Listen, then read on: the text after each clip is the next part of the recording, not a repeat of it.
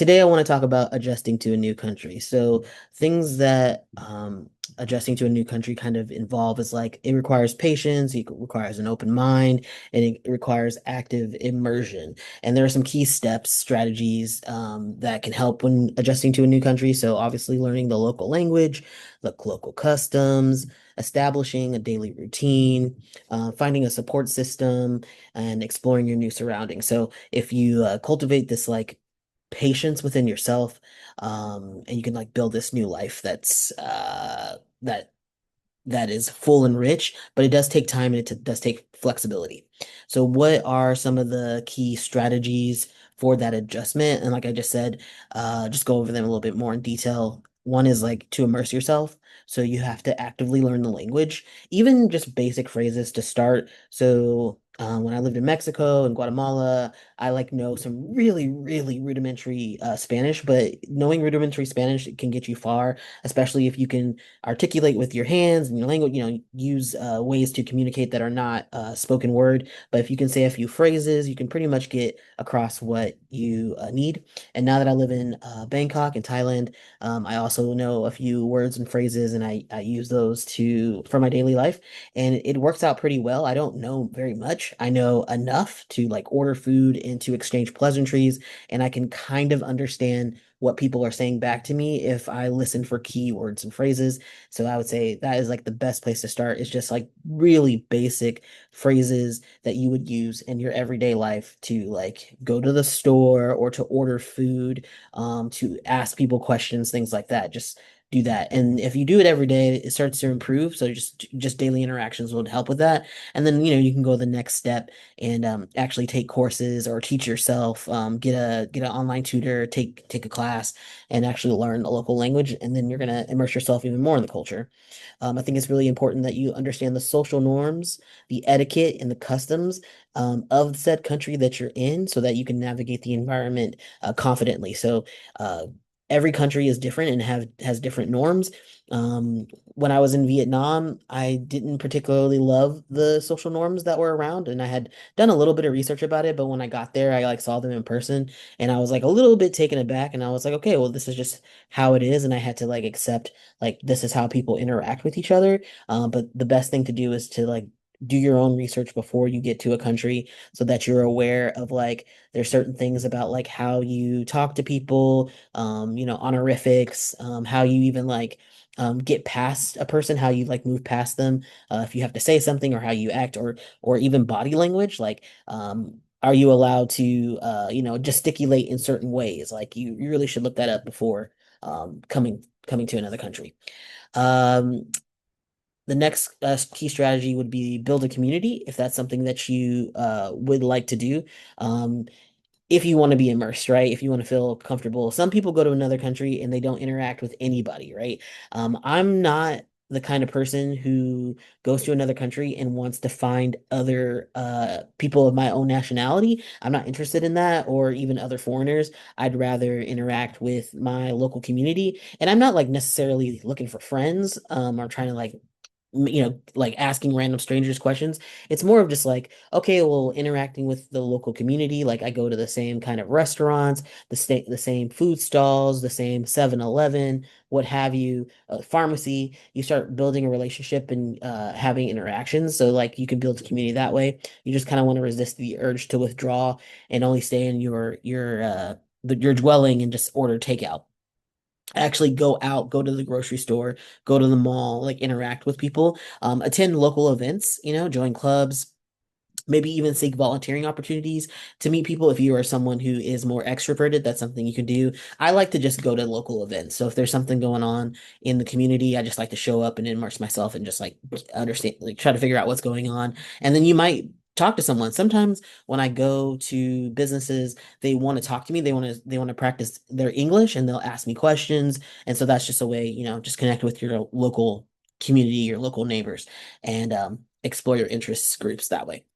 Uh, Next thing you want to do for a key strategy is to establish a routine. So create a sense of normalcy, right? By developing your daily routine like you normally would anywhere you live. So obviously you can do your daily routine of getting up in the morning and, getting dressed and all that stuff. But like, what do you do after that? Are you going to like a local coffee shop? Are you going to the market? Do you go to certain places to get your food? Like having the same things that you do every day, will really help you immerse into like, uh, a daily routine that most people are doing in their lives, like they do the same kind of things. You get up, you get ready, you go to work, you eat out, you go for coffee or what have you.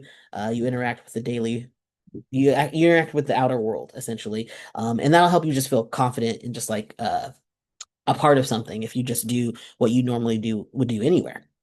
The next key strategy would be to create a home atmosphere. So bring familiar items from your home country, and like make a new living space comfortable and secure, essentially. So I'm a minimalist. I don't have a lot of things, but my wife and I have this. I guess you would call it. I don't know what you'd call it, like I wouldn't call it a board. It's flimsy. It's soft. It's like a felt long. Um, I'm blanking on the word to use for it. Can you help me out, Jay? What's that called? A soft board? A soft pin board? Yeah, that's so. Okay, thank you. All right, so that was my wife off camper. So it's like a soft pin board, and we put our mainly like pins, little trinkets, pictures. We attach to it, and so we take it every country that we go to, and you can roll it up because it's so soft. And most of the time we were putting like pins from different countries that we visited, but we started adding other types of stuff to it, and it's just kind of like our floating decoration that we have. So we like to have that in every place that we go, and it's kind of like a familiar thing. And then we also started collecting small toys. So we would go to like McDonald's and get the kids meal and get the toy and from different countries. And then sometimes we get little stuffy animals from shops because especially in Asia, Asia loves like little stuffed animals and little trinkets and stuff. So we started accumulating small things that we can decorate our home with to make it a little bit more homey, as they say, right? So just creating a home atmosphere so it's not so sterile when you're in your living space. Another key strategy would be to stay flexible and open-minded. So accept that things will be different. Like it's not going to be the same as in your home country. You got to embrace new experiences, and not always try to like recreate your old life, and like look for positive aspects in the new culture that you're within. I think it's just really important just to be open. Just like, okay, well, things are just not going to be the same. I'm going to be trying different things. I come from the San Francisco Bay Area, and it's a very different culture. It's very individualistic. There is community, of course, but America's an individualistic society. It's a lot more temperate in the weather, and so it's just different. Like being here in Bangkok, it's hot. I'm sweating all the time. I have to be comfortable with being kind of uncomfortable in navigating the heat. I have to be more mindful that people are more community minded, more group oriented here instead of individualistic, and everything is more for the common good than for yourself. And just adjusting to that. I don't have to be on edge here. I don't have to worry about my safety here, and that has been a transition because I felt like I was always worried about my safety in America. Always had to look over my back, always had to be like, oh, someone's gonna rob me, someone's gonna steal my stuff. And that is just not what I have to think about here. And that has been kind of a hard transition to be more like relaxed. Another key strategy would be say yes to opportunities. So in the beginning, just push yourself to accept invitations to things. Not necessarily for me. I'm not interested in hanging out too much with too many foreigners. But if it's something local, if someone's inviting me to something local, a social gathering, an event, trips, things like that, things where you can experience the culture, you should do it. You should immerse yourself and say yes to as many opportunities that are given to you as possible. But like I said, that's up to you. Some people really want to hang out with other foreigners. That makes them feel more comfortable. If that's something you want to do, then you should do it. But that's just not something that I'm interested in.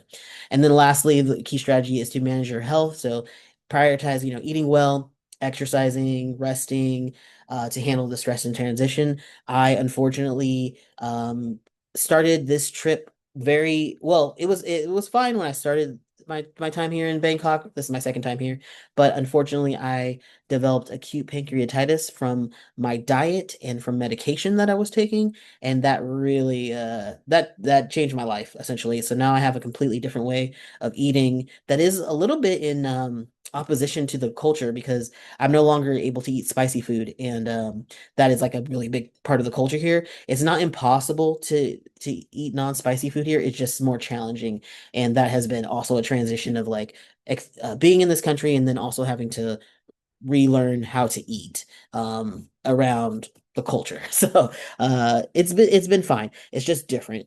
And yeah, it's adjusting to a new country. It's not super difficult. It's more about just like being yourself, but also being open-minded to new things and creating routines, I would say. And yeah, just being open. This is my biggest thing is like just being open, being open-minded. If you're willing to go across the country to another culture, another country, I would hope that you are an open-minded person and that you're willing to experience new things.